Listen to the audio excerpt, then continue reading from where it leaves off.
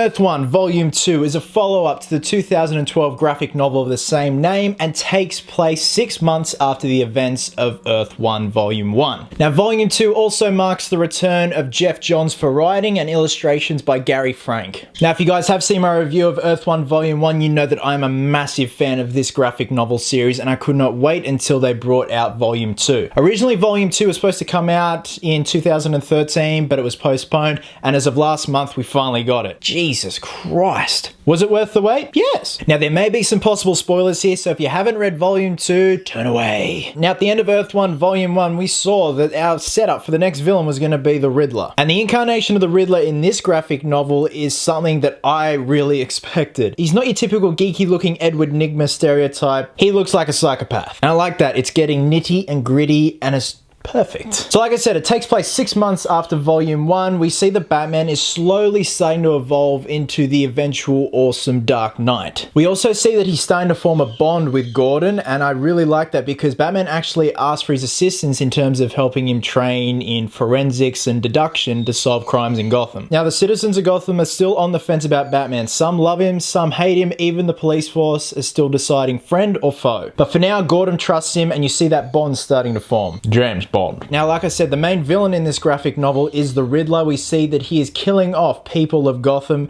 Batman has to find out why with the help of Gordon. Now, amongst all this, you've got people saying they have a sighting of something in the sewer by the name of Killer Croc. And towards the end of the graphic novel, we eventually see the first meeting of Batman and Killer Croc. And it's not on bad terms. In this incarnation, Killer Croc is just misunderstood and has retreated to the sewers because he wants to flee society. Batman helps him out, but I know if there's going to be more volumes to this graphic novel, I think Killer Croc's going to make a return, and they're eventually going to be beating the living piss out of one another. That's just how the cookie crumbles. Volume 2 also marks the return of Jessica Dent and Harvey Dent. Now, this time around, Jessica has now become the mayor of Gotham City, whilst Harvey is obviously the district attorney. Now, if you remember from Volume 1, Jessica and Bruce did have some chemistry, and they did have a thing going on, whilst Harvey did not like that one bit. Harvey was actually bullying Bruce Wayne. I never thought I'd say those words. And that feeling still resonates within Harvey in Volume 2. He doesn't like Bruce whatsoever. He thinks he's a weirdo. But when you think about it, Bruce Wayne is a genetically gifted weirdo. Since Mayor Cobblepot's death, the corruption has not stopped within Gotham. There are actually 5 members of Gotham that have taken the police department under their belt and in the payroll. That's where Jessica Dent steps in. She approaches Bruce Wayne to help her because she wants to find out who these people are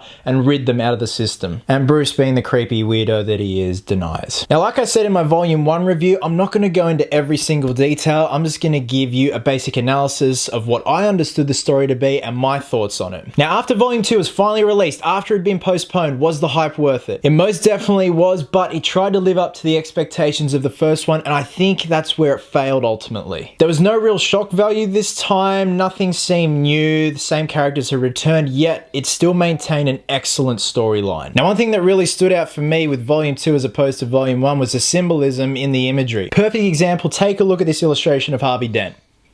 What do you think that is setting him up for? It was little things like that brought this graphic novel up a couple of notches. The dialogue flowed well, just like the original, because you've got the exact same writer. The illustrations were exactly the same because you've got the same illustrator. Everything seemed seamless, but the effort just wasn't put in enough this time around. I guess you could say it's kind of like the first Hangover and the second Hangover. The second Hangover took the template of the first one, tried to make it even better, and it just came out And also at the end of this graphic novel, it leaves you hanging. It sets up the next villain. I really hope this is going to be a continuing series because the direction that they've taken is something so different and out there, and I love that. They're daring to be different this time around. Only other gripe, and I forgot to mention this in my Earth 1 Volume 1 review, is that we also see Lucius Fox in Volume 1. He's a teenager, he's an intern at Wayne Enterprises. We see at the beginning of the graphic novel that Bruce's grapple gun actually misfires, tangles, so he gets Lucius to fix it, and Lucius is like, the fuck is this? It's for spelunking. So anyway, at the end of the graphic novel,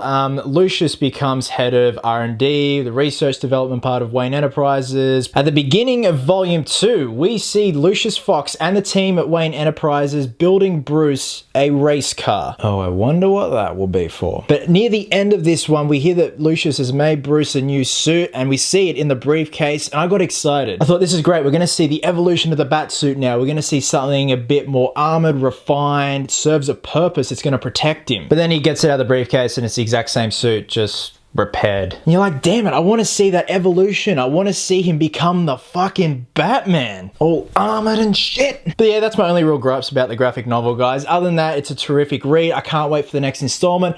I really don't hope it's going to be another 3-year wait. So with that being said, I'm going to give Batman Earth 1 Volume 2 4 geeks out of 5. So if you guys have read Batman Earth 1 Volume 2, please drop a comment below and let me know your thoughts. Do you think it was better than Volume 1? As always, thanks very much for your continuing support, guys. And until next time, geeks, always remember, cosplayers do it best.